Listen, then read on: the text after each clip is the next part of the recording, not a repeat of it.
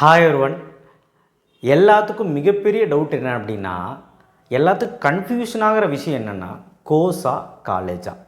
இப்போ கூட எனக்கு நிறைய பேர் ஃபோன் பண்ணுறவங்க என்ன கேட்குறாங்கன்னா, பயோடெக்னாலஜி நல்லா இருக்குமா, கெமிக்கல் இன்ஜினியரிங் நல்லா இருக்குமா, ட்ரிபிள் இ நல்லா இருக்குமா, இசிஇ நல்லா இருக்குமா, இப்படி தான் கேட்குறாங்க. காலேஜ் எந்த காலேஜ் நல்லாயிருக்கும் கேட்குறது ரொம்ப ரொம்ப கம்மியாக இருக்குது. அண்ட் இந்த இடத்துல எல்லாத்துக்கும் இப்போது தேவைப்படுற கோர்ஸ் என்னவாக இருக்குன்னா, சிஎஸ்சி. சிஎஸ்சி கிடைக்கலாம், ஏஐடிஎஸ் கிடைக்கலாம், ஏஎம்எல். சிஎஸ்சியில் வர என்ன கோர்ஸ்னாலும் பரவாயில்லன்னு கேட்குறானுங்க. அண்ட் அதை விட்டால் நிறைய பேர் பார்த்திங்கன்னா என்ன கேட்குறாங்கன்னா, இசிஇ. ஸோ இதுதான் எல்லாருமே மோஸ்ட் ப்ரிஃபர் பண்ணுறாங்க. அண்ட் இப்போது நல்லா கேட்டுக்கோங்க, மோஸ்ட் டிமாண்டடாக எல்லோரும் என்ன கேட்குறாங்கன்னா சிஎஸ்சி இல்லைனா இசி. இப்போது சிஎஸ்சி தான் நான் படிப்பேன் அப்படின்னு சொல்லிட்டு 190 கட் ஆஃப் இருந்தால் கூட அந்த டாப் காலேஜில் சிஎஸ்சி கிடைக்காது. ஒரு வேளை கிடைக்கலன்னா அடுத்த வர 6வது 7வது காலேஜில் சிஎஸ்சி கிடைச்சாலும் போதும்னு சொல்லி எடுக்கிறான். இதுதான் ரியாலிட்டி. இது என்ன ஆகும் அப்படின்னா, டாப் காலேஜில் கிடைக்க வேண்டிய விஷயங்கள்லாம் அண்டு அதோட விஷயம் அட்வான்டேஜ், ரொம்ப ரொம்ப முக்கியமான அட்வான்டேஜஸ் என்ன, பிளேஸ்மெண்ட்ஸ்ன்னு சொல்லுவீங்க. பிளேஸ்மெண்ட்டை தாண்டி என்ன இருக்குது ஒரு கல்லூரியில்? நிறைய விஷயங்கள் இருக்குது. இன்டென்ஸ் இருக்குது. அண்ட் ஆல்சோ பார்த்திங்கன்னா உங்கள் கரியரை கொண்டு போகிற விதம் ஒன்று இருக்குல்ல, அண்ட் ஸ்கில் இருக்குது. நிறைய விஷயங்கள் இருக்குது. இது எல்லாமே நல்ல கல்லூரியில், பெரிய கல்லூரியில் தான் கிடைக்கும்.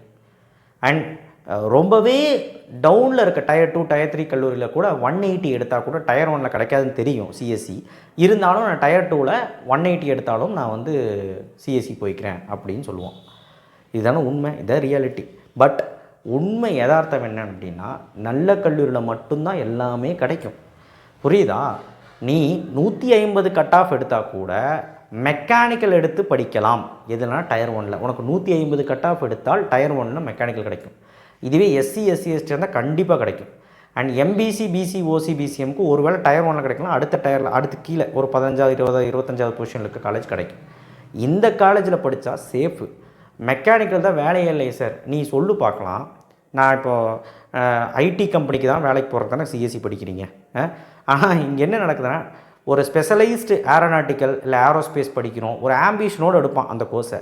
ஆனால் கடைசியில் பார்த்தா அந்த கல்லூரியில் போய் சேர்ந்தால் பிளேஸ்மெண்ட்டுன்னு வந்தால் எல்லா பிரான்ச்லேயும் ஒரு 10 பேர்த்த அவன் ஐடி கம்பெனி தான் எடுத்து போவான். பிளேஸ்மெண்ட்டும் ஐடி கம்பெனி தான் வரான். பெரும்பாலும் கல்லூரிகளில் ஐடி கம்பெனி தான் வர்றாங்க, கோர் கம்பெனி வர்றதில்ல. ஏதோ டாப் இன்ஸ்டியூஷன் பிஹெச்டியோ அண்ணா யூனிவர்சிட்டியோ இந்த மாதிரி கல்லூரிகளில் தான் கோர் கம்பெனிஸ் ஓரளவு வராங்க. ஐடி அங்கேயும் கம்மி தான், கோர் அங்கேயும் கம்மி தான். ஸோ எப்படி பார்த்தாலுமே என்ன டிபார்ட்மெண்ட் எடுத்தாலுமே நல்ல கல்லூரியில் பிளேஸ்மெண்ட் இருக்குது. எப்படியும் ஐடியில் தான் சேர போகிறீங்க. இதுதான் உண்மை, இதுதான் கசப்பான உண்மை. புரியுதுங்களா? அப்போது ஏரோநாட்டிக்கல் எடுத்தாலும் சரி, இல்லை பயோடெக்னாலஜி எடுத்தாலும் சரி, கெமிக்கல் எடுத்தாலும் சரி, இல்லை பிரிண்டிங் அண்ட் பேக்கிங் டெக்னாலஜி எடுத்தாலும் சரி, அவன் ஒரு ஆம்பிஷனோடு எடுப்பான். ஆனால் அங்கே போய் பார்த்தா பிளேஸ்மெண்ட் ட்ரைவ்ஸில் ஒரு 10 டிபார்ட்மெண்ட்டுக்குமே ஒரு 10 பேர் 20 பேர் எடுத்துகிட்டு போயிடுவாங்க அந்த கம்பெனிஸ். யாரை? ஐடி கம்பெனிஸ் எடுத்துகிட்டு போயிடுவாங்க பசங்களை. நல்ல டாப்பாக பர்ஃபார்ம் பண்ணுற பசங்களை எடுத்துகிட்டு போயிடுவாங்க. ஐடி கம்பெனி தான் பெரும்பாலும் வருவாங்க. உண்மை நிலவரம் இதுதான். ஸோ நீ சிஎஸ்சி படிக்கிற அப்படின்னு வச்சுக்கலாமே.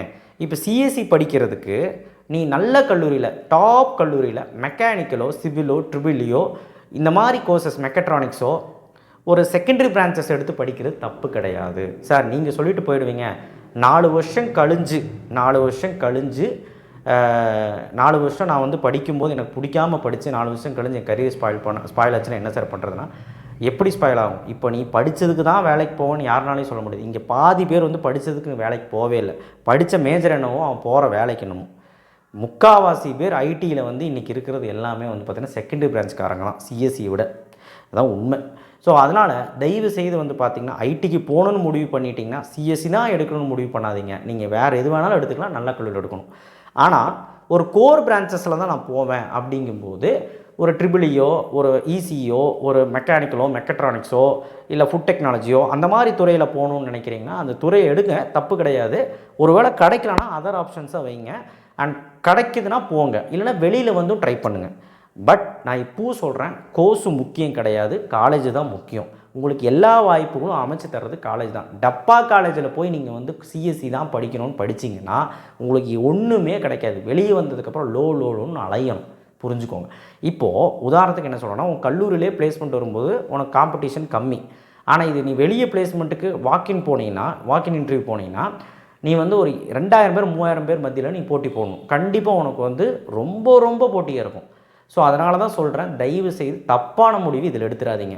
நான் இப்பவும் சொல்கிறேன், கட் ஆஃப் லோ ஆகிடுச்சுன்னா ஸ்மார்ட்டாக என்ன முடிவு பண்ணுறீங்கன்னா, டயர் 1 கல்லூரியில், டயர் 2 கல்லூரியில், பெரிய கல்லூரியில் என்ன பிரான்ச் இருந்தாலும் எடுக்க ட்ரை பண்ணுங்கள். இதுதான் உண்மை. ஓகேவா? நீ அது படித்தாலும் ஐடிக்கு போகலாம். நீ ஐடிக்கு போகணும்னு சொல்லி தானே ஏஏ அதெல்லாம் படிக்கணும்னு நினைக்கிறேன். ஏஏ படித்தா ஏஏ தான் ஆவேன், ஏஏ டெக்னீஷியன் ஆவேன், ஏஐயில் நான் பெரிய ஆளாவேன் அப்படின்னு சொல்லி ஏஐ எடுக்கிறான். கிடையவே கிடையாதுங்க. எது எடுத்தாலுமே ஏஐ ஆகலாம். ஏன்னா படிக்கிறதுக்கு இப்போ மெக்கானிக்கல் எடுத்தால் கூட மெக்கானிக்கலுக்கு தகுந்த டூல்ஸ் இருக்கும், ஏஐ டூல்ஸ் இருக்கும், ஏஐ சம்மந்தப்பட்ட கோர்சஸ் இருக்குது. மெக்கானிக்கல்லே மிஷின்ஸ் எல்லாம் ஓடுறதுனால ஏஐ வச்சு ஓட வைக்கிறாங்க. இப்போ ஓட வைக்கலாம், ஃப்யூச்சரில் நீ அது வரப்போகுது. ஸோ அந்த மாதிரி நிறைய விஷயங்கள் இருக்குது. ஸோ தயவு செய்து என்ன துறை எடுத்து படித்தாலும் உங்களுக்கு ஏஐ கற்றுக்கணும், சைடில் கற்றுக்குங்க. இல்லை ப்ரோக்ராமிங் லாங்குவேஜ் கற்றுக்கணும், சைடில் கற்றுக்குங்க. இப்போ கோர் எடுத்துட்டிங்க அப்படின்னா நீங்கள் வந்து பயப்படாதீங்க. ஒரு கோடிங் லாங்குவேஜ் வேணும்னா வெளியே போய் கற்றுக்குங்க. அந்த 4 வருஷத்துக்குள்ளே நீங்கள் கோர்லேயும் நீங்கள் வந்து படித்து வந்துக்கலாம். ஓகேவா? ஆனால் நல்ல கல்லூரியில் படிங்க. இப்போது உதாரணத்துக்கு ஒன்று சொல்கிறேன். போன வருஷம் ஒரு பையன் 190 கட் ஆஃப், 191 கட் ஆஃப். அவன் PhD, CIT, GCT, Kumaraguru, Rajalakshmi, Chennai institute நிறைய சிஎஸ்சி வச்சுருக்காப்புல. ஆனால் 191 கட் ஆஃப் பிசி கம்யூனிட்டி சார்ந்தவனுக்கு அந்த காலேஜில் எதுவுமே அலர்ட் ஆகலை. எல்லாமே சிஎஸ்சி தான் வச்சுருக்கான், அலர்ட் ஆகலை. இவன் கீழே கொண்டு போய் ஒரு காலேஜ் வச்சுருக்கான், ஒரு 15வது இடத்துல இருக்க காலேஜ். நான் காலேஜ் பேர்லாம் சொல்ல விரும்பல. அந்த காலேஜில் சிஎஸ்சி கிடச்சிருச்சு. இப்போ அந்த பையன் என்ன பண்ணணும்? அப்வர்டு மூமெண்ட் கொடுத்து எதாவது மேலே எடுத்து கிடைக்குமான்னு பார்த்து வைக்கணும். கிடைக்குமான்னு பார்த்து வச்சான், ஆனால் கிடைக்கல. அந்த காலேஜில் தான் அமைஞ்சுது. அதாவது அவனுக்கு 15வது காலேஜில் கிடச்சிது. இப்போ அந்த காலேஜ் வேண்டான்னு சொல்லிட்டு கூட போய்க்கலாம். அடுத்த ரவுண்டில் போனாலும் நல்ல காலேஜ் கிடச்சிருக்கும் 190க்கு. பட் அவன் என்ன பண்ணான்னா, சிஎஸ்சி தான் எனக்கு முக்கியம்னு சொல்லி அதே கல்லூரி எடுத்துக்கிட்டான். இப்போது என்னன்னா, நீ 15வதாக ரேங்கிங் இருக்க கல்லூரி எடுக்கிறதுக்கு முதல் ரேங்கிங் இருக்க கல்லூரி ஏன் மிஸ் பண்ணணும்னு கேட்குறேன். புரியுதா? அதுதான் சொல்கிறேன், கல்லூரி ரொம்ப முக்கியம், கோர்ஸை காம்ப்ரமைஸ் பண்ணுன்னு. சார் 4 வருஷம் நீங்களா சார் படிப்போம், நாங்கள் தான் கஷ்டப்பட்டு படிக்க போகிறோம், காம்ப்ரமைஸில் பண்ண முடியாது, அது ஓன் இஷ்டம். But this is more important. யார் எந்த எக்ஸ்பெக்ட் கேட்ட வேணாலும் நீங்கள் போய் கேளுங்க, கல்லூரி தான் இம்பார்ட்டண்ட், கோர்ஸ் இம்பார்ட்டன்ட் கிடையாது. ஓகேவா? நீ என்ன கோர்ஸ் படித்தாலும் சைடில் நீ வந்து அதுக்கு தகுந்த மாதிரி என்ன வேணுமோ அதை கற்றுக்கலாம். ஓகேவா? நீ அந்த கோர்ஸ்லேயும் நல்லா படிக்கலாம். ஓகே? ஸோ பெரும்பாலும் மாணவர்கள் விரும்புகிறது சிஎஸ்சி தான். நீ சிஎஸ்சி போனேன்னா கோர் பிரான்ச்சஸ் எடுத்தாலே, செகண்டரி பிரான்ச்சஸ் எடுத்தாலே, எந்த பிரான்ச் எடுத்தாலே சிஎஸ்சி போய்க்கலாம், ஐடி கம்பெனிக்கு போய்க்கலாம், கோர்லேயும் போய்க்கலாம், ஐடிக்கும் போய்க்கலாம். சிஎஸ்சி எடுத்தால் கோருக்கு போக முடியாது, ஐடியில் மட்டும்தான் போக முடியும். புரிஞ்சுக்கோங்க. ஐடின்னு சொல்லி வாழ்க்கையை அடிச்சுக்காதீங்க. ஏன்னா ஐடி இப்போ டவுனில் தான் போகுது. ஏன்னா பெரும்பாலும் மாணவர்கள் தமிழ்நாடு ஃபுல்லாக வந்து பார்த்திங்கன்னா சிஎஸ்சி தான் டிபெண்ட் பண்ணுறான். இப்போ சிஎஸ்சி மட்டும் எடுத்து படிக்கிறவனுக்கு எல்லாத்துக்கும் வேலை கிடையாது. அதில் வெறும் 10% மாணவர்களுக்கு தான் வேலை கிடைக்கிது. அப்போ மீதி இருக்கிறவன், அதான் நான் சிஎஸ்சி எடுக்க வேணான்னு சொல்லலை, எடுத்து படி. ஆனால் என்ன கோர்ஸ் எடுத்து படித்தாலும் ஸ்கில்லை டெவலப் பண்ணு, உன்னோட ப்ரொஃபைலை ஸ்ட்ராங் பண்ணு, உன்னுடைய இன்டென்ஷிப்பை ஸ்ட்ராங் பண்ணு, அதுக்கப்புறம் உன்னுடைய நாலேஜை வளர்த்துக்க. இந்த விஷயங்கள்லாம் வந்து பார்த்தீங்கன்னா மேண்டிட்டரி. கம்யூனிகேஷனை வளர்த்துக்க அண்ட் ஆப்டிடியூடை கிளியர் பண்ண கற்றுக்க. இது எல்லாமே மேண்டிட்டரி இன்டர்வியூவில். ஸோ கண்டிப்பாக வந்து பார்த்திங்கன்னா உங்கள் வாழ்க்கை சக்ஸஸ் ஆகும். அப்போ நான் சொல்லக்கூடிய விஷயம் என்ன அப்படின்னா, கோர்ஸு தான் முக்கியம், காலேஜ் தான் முக்கியம் அப்படின்னு கேட்டிங்கன்னா, கோர்ஸு முக்கியம் இல்லை, காலேஜ் தான் முக்கியம். புரிஞ்சுதான்? நீங்கள் எந்த எக்ஸ்பர்ட் கிட்ட போய் கேட்டாலும் இதை தான் சொல்லுவாங்க. ஆனால் இன்னும் ஒரு சில பேர் சொல்லிகிட்டு இருக்காங்க, மெக்கானிக்கல் கோர்ஸ் எடுத்தால் கம்ப்யூட்டரில் வேலை கிடைக்காது, ஐடியில் வேலை கிடைக்காது அப்படின்னு சொல்கிறாங்க. ஆனால் மெக்கானிக்கல் கோர்ஸ் எடுத்தாலும் சிஎஸ்சி டிபார்ட்மெண்ட் சார்ந்த ஐடி கம்பெனி வந்து உங்களுக்கு வந்து எடுக்க தான் செய்கிறாங்க. நீங்கள் ஸ்கில்ஃபுல்லாக இருந்தால் அவங்க எடுத்துக்கிறாங்க. ஓகேங்களா? மெக்கானிக்கலாக இருந்தாலும் நீ வெளியில் கற்றுக்க. ஒரு கோடிங், பேசிக் கோடிங்கோ ஏதோ ஒரு கோடிங் லாங்குவேஜோ ஒரு 4லேருந்து 5 லாங்குவேஜ் வந்து கற்று வச்சுக்கோங்க.